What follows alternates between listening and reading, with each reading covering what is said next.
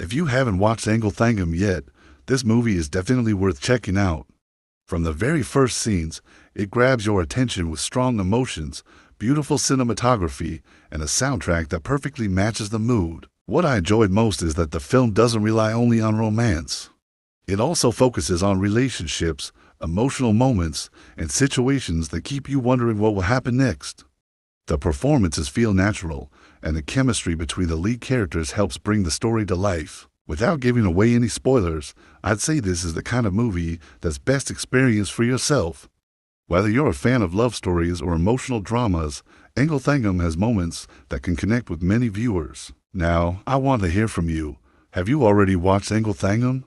What would you rate it out of 10? Share your opinion in the comments. And if you love Tamil movie reviews, trailer breakdowns, and honest film discussions, hit that subscribe button because there's a lot more coming.